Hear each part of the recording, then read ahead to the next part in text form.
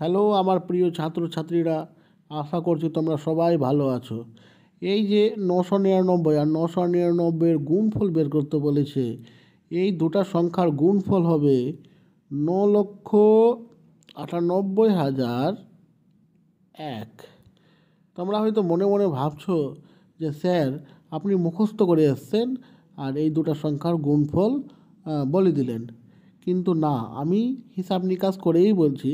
তোমাদেরকেও এখন শিখিয়ে দিব আর তোমরাও মুখে মুখে এই ধরনের সংখ্যার গুণ করতে পারবা। ঠিক আছে, তোমরা মনে রাখবা, যদি গুণ চিহ্নের বাম দিকের আর ডান দিকে সমান সংখ্যক যদি 9 থাকে, তবে তোমরা এইভাবে গুণ করতে পারবা। শোনো ভালো করে, এখানে কত লেখা আছে? 999, তাই না? 999 থেকে 1 বিয়োগ করো, আগে কত হবে? 999 থেকে 1 বিয়োগ করলে কত হবে? 998। ঠিক আছে, বুঝতে পেরেছ? এবার এই 998-কে এখানে লেখো তো কত হচ্ছে। এই 998-কে এখানে যদি লিখে বিয়োগ করো, বিয়োগ করছি, দেখো 9 থেকে 8 বিয়োগ করলে কত হবে? 1। এই 9 থেকে 9 এটাও বিয়োগ করো, তাহলে কত হবে? 0। আর এই 9 থেকে 9 বিয়োগ করলে কত হবে? 0 হবে। এটা তুমি কী করবা, এই যে এর পাশে বসিয়ে দাও।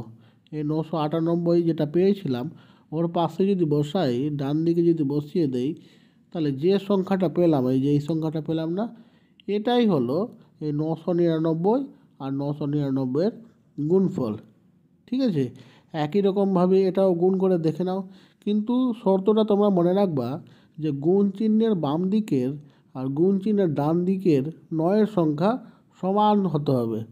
আমরা দেখতে পাচ্ছি গুণ চিহ্নের বাম দিকে 5টা 9 আছে, ডান দিকেও 5টা 9 আছে। অতএব আমরা এই নিয়মে গুণ করতে পারবো। ঠিক আছে, তাহলে এই যে লেখা আছে 99,999, এটা থেকে 1 বিয়োগ করলে কত হবে? এটা থেকে যদি 1 বিয়োগ করি তাহলে হয়ে যাবে 99,998। ঠিক আছে, এবার এটা এই যে সংখ্যাটা পেলাম এটা এখানে লেখো, 99,998। বিয়োগ করো, বিয়োগ করে কত হচ্ছে? এটা 9 থেকে 8 বিয়োগ করলে 1, এটা বিয়োগ করলে 0, এটাও 0, 0, 0। এটাকে এখানে বসিয়ে দাও। এখানে যদি লিখি তাহলে 0, 0, 0, 0, 1। এই যে দেখে দেখে এখানে লিখলাম, তাহলে এই যে এত বড় সংখ্যা পেলাম না, এটাই হলো 99,999 এবং 99,999 দুটো সংখ্যার গুণফল। ওকে, এবার দেখো এটা গুণ কীভাবে তোমরা করবা। আমরা কি করব, আগে এই সংখ্যাটা থেকে 1 বিয়োগ করে দিব, তাহলে হয়ে যাবে কত হবে? 99, 99, 98, এটা হলো। এবার এটা নিচে এখানে বসিয়ে দাও, বিয়োগ করে নাও। বিয়োগ করলে হবে 1, 0, 0, 0, 0, 0। এটা ওই পাশে বসিয়ে দিব। এই সংখ্যা ডান দিকে বসিয়ে দিচ্ছি, 3টা 0, 4টা 0, 5টা আর 1।